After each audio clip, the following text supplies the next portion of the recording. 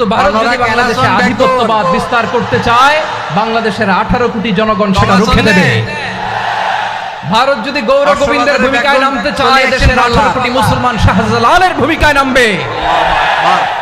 বন্ধুত্ব is welcome, দাদাগিরি নয়। আল্লাহু আকবার কাবীরা। ঐক্যের কোনো বিকল্প নাই। গত 50 বছর তো দেখেছি এই ডিসইউনিটি, অনৈক্য, বিভেদ, বিচ্ছিন্নতা আমাদেরকে কোথায় নিয়ে গিয়েছে। এই যে দেখেন, কিছুদিন আগে আমাদের বর্তমান নেতা ডক্টর ইউনূস, উনি সব রাজনৈতিক নেতৃবৃন্দদেরকে ডেকেছেন একটা ইস্যুকে কেন্দ্র করে। তার মানে গোটা বাংলাদেশ এক হয়ে গিয়েছে। আমরা সবাই উদ্বেলিত হয়েছি, উচ্ছ্বসিত হয়েছি, ঠিক কিনা বলেন? রাজনৈতিক নেতাদেরকে ডেকেছেন উনি, আমরা এক হয়েছি।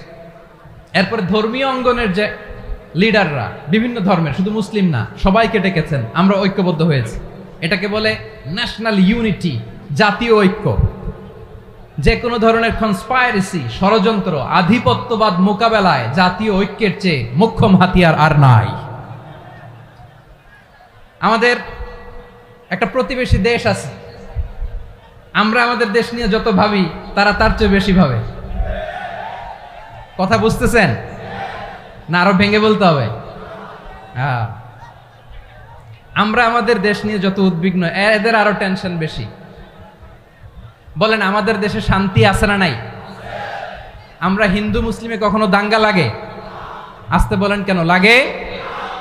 ওদের পূজা পর্বণে আমাদের মাদ্রাসার ছেলেরা যে পাহারা দেয়, চিল্লায় বলেন ঠিক কিনা? আমাদের তাফসির মাহফিলের সময় ওরা ডিস্টার্ব করে, ঢোল বাজায় না। ওদের পূজা পর্বণের সময় আমাদের তাফসির মাহফিলের ডেট হলে আমরা চেঞ্জ করে দেই। সুবহানাল্লাহ, কি সাম্প্রদায়িক সম্প্রীতির রোল মডেল। আর ওই বাংলাদেশের ব্যাপারে তারা অনেক ডিসইনফরমেশন ছড়াচ্ছিল। ভারতের অনেকগুলো গণমাধ্যম, আমি জেনারেলাইজ করব না, আমাদের প্রতিবেশী দেশের সব গণমাধ্যমকে আমি দোষ দিতে চাই না। অনেকগুলো গণমাধ্যম তারা ডিসইনফরমেশন শেয়ার করেছে। ডিসইনফরমেশন আর মিস ইনফরমেশনের পার্থক্য আছে। মিস ইনফরমেশন না জেনে ভুল বুঝে একটা মিথ্যা বা ভুল তথ্য ছড়িয়ে দেয়া, এটার ক্ষমা আছে, এটার কি আছে। আর ডিসইনফরমেশন মানে ইচ্ছা করে, প্ল্যান করে, ম্যাপ করে, ছক এঁকে মিথ্যা, গুজব, রটনা সোশ্যাল মিডিয়ায় ছড়ানো, এটার ক্ষমা আছে? আওয়াজ করে বলেন, ক্ষমা আছে? ভারতের কিছু গণমাধ্যম তাই করেছে। আমরা ব্যথিত হয়েছি, আমাদের হৃদয়ে রক্তক্ষরণ হয়েছে। আমাদের প্রতিবেশী দেশকে বলতে চাই, আমাদের দেশ নিয়ে আপনাদের ভাবার দরকার নাই। নিজের চরকায় তেল দেন, নিজের দেশ নিয়ে ভাবেন। গত মাসের ভয়েস অফ আমেরিকার রিপোর্ট, বাংলাদেশে সংখ্যালঘু জনগোষ্ঠী আগের চেয়ে বেশি নিরাপত্তা পাচ্ছে। Report voice of America, Muslim report নাকি? মুসলিম জরিপ, ভয়েস অফ আমেরিকা। কথা বুঝে নাই বোধহয়। ভয়েস অফ আমেরিকা কি আমাদের রিপোর্ট? না, ভয়েস অফ আমেরিকার জরিপ, বাংলাদেশে সংখ্যালঘু জনগোষ্ঠী আগের চেয়ে ভালো নিরাপত্তা পাচ্ছে। শুধু এখানেই শেষ না, মাইক্রোসফটের একটা জরিপ শোনায় আপনাদেরকে। তারা সারা পৃথিবীতে গুজব, ভুয়া আর মিথ্যা নিউজ ছড়ানোতে কোন দেশ সেরা একটা রিপোর্ট করেছে। এর মধ্যে 1 নম্বরে এসেছে ভারতের নাম। মাইক্রোসফট তো মুসলমানরা চালায় না? কথা বোঝে নাই বোধহয়। প্রতিবেশী দেশকে বলবো, আপনারা নিজের চরকায় তেল দেন, আপনারাও শান্তিতে থাকেন, আমাদেরকেও শান্তিতে থাকতে দেন। সব চেঞ্জ করা যায়, প্রতিবেশী চেঞ্জ করা যায় না। আমাদের ল্যান্ড তাদের ল্যান্ড, পাশাপাশি। আমরা চাই তারাও সুখে থাক, আমরাও সুখে থাকি, ঠিক কিনা? কিন্তু প্রতিবেশী হলে বন্ধুত্বপূর্ণ আচরণ করতে হয়। প্রতিবেশী যদি বন্ধু না হয়ে প্রভু হতে চায়, এরকম দানব প্রতিবেশী কেউ চায় না। ভারত যদি বন্ধুত্ব উপহার দেয়, আমরাও বন্ধুত্ব দিব, কি বলেন? তারা যদি বন্ধু সুলভ আচরণ করে, আমরাও বন্ধুত্ব উপহার দেব। কারণ আমাদের পররাষ্ট্র নীতি হচ্ছে সবার সাথে বন্ধুত্ব, কারোর সাথে বৈরিতা নয়। আলহামদুলিল্লাহ বলেন, কত চমৎকার পলিসি আমাদের। আমরা নির্বিবাদী, আমরা বাংলাদেশিরা শান্তিকামী। We are proud of that. এজন্য আমরা গর্ববোধ করি। আমাদের পররাষ্ট্র নীতি সবার সাথে বন্ধুত্ব, কারোর সাথে শত্রুতা নয়। তাই প্রতিবেশী দেশকে বলবো, আমার ভাইয়েরা, আপনারাও আমাদের ভাই, বন্ধুত্ব দিলে বন্ধুত্ব পাবেন। বন্ধুত্ব ইজ ওয়েলকাম, দাদাগিরি নয়। বন্ধুত্ব ওয়েলকাম, দাদাগিরি নয়, লাউড এন্ড ক্লিয়ার। ভারত যদি বন্ধুত্ব দেখায় বন্ধুত্ব পাবে, কিন্তু ভারত যদি বাংলাদেশে আধিপত্যবাদ বিস্তার করতে চায়, বাংলাদেশের 18 কোটি জনগণ সেটা রুখে দেবে। ভারত যদি গৌর গোবিন্দের ভূমিকায় নামতে চায়, দেশের 18 কোটি মুসলমান শাহজালালের ভূমিকায় নামবে। প্রিয় ভাইয়েরা, আমরা বন্ধুত্বে বিশ্বাসী, শত্রুতায় নই, ঠিক কিনা বলেন? আল্লাহ আমাদেরকে বোঝার তৌফিক দান করুক। তাহলে এই যে তারা বলেছে এদেশে সংখ্যালঘুরা কষ্টে আছে, দুঃখে আছে, এটা কি ঠিক? বলেন, এটা কি ঠিক? না, তারা ডিস ইনফরমেশন শেয়ার করেছে, এটা ঠিক নয়। আমার প্রতিবেশী বন্ধু রাষ্ট্রকে বলবো, আপনারা এটা করবেন না, এটা করবেন না। আমরা শান্তিতে আছি, আপনারাও শান্তিতে থাকেন, আমাদেরকেও শান্তিতে থাকতে দেন। এই যে চিটাগাংয়ের অ্যাডভোকেট আলিফ হত্যাকাণ্ডে গোটা বাংলাদেশ আমরা ধৈর্যের পরাকাষ্ঠা দেখিয়েছে, চিল্লায় বলেন ঠিক কিনা?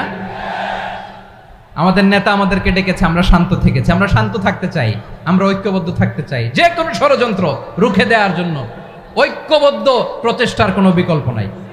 এবার আওয়াজ করে পেকুয়ার ভাইয়েরা বলেন, আমরা ঐক্যবদ্ধ জীবনযাপন করতে চাই কি চাই না? আল্লাহ তাআলা সে নির্দেশনাই দিচ্ছেন।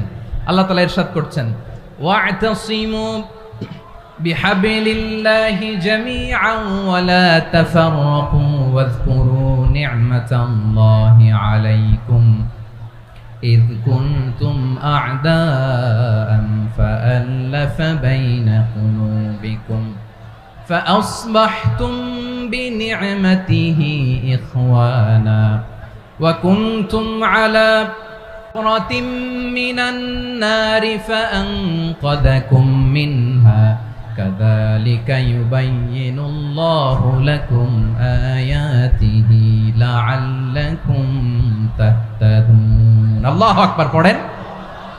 আল্লাহ বললেন, ও গোলামেরা শোনো, ওয়াতাসিমু বিহাবিলিল্লাহি জামিআ, ও আমার গোলামেরা সবাই মিলে আল্লাহর রশিকে আঁকড়ে ধরো।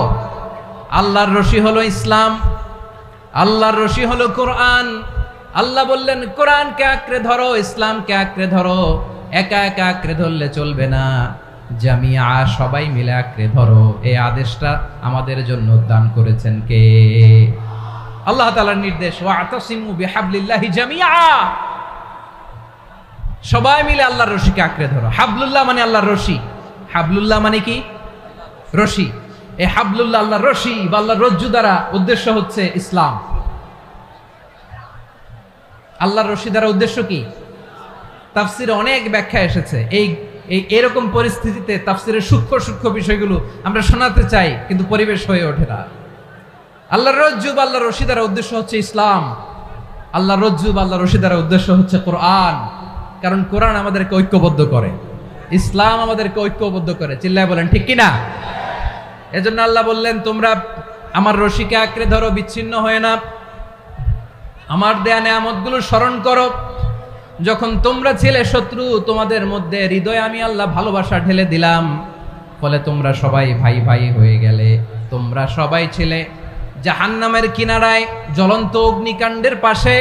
আমি আল্লাহ দয়া করে ঈমানের বদৌলতে তোমাদেরকে আগুন থেকে ফেরালাম। আমি আল্লাহ দয়া করে তোমাদেরকে জান্নাতের পথ দেখিয়ে দিলাম। সুবহানাল্লাহ পড়েন।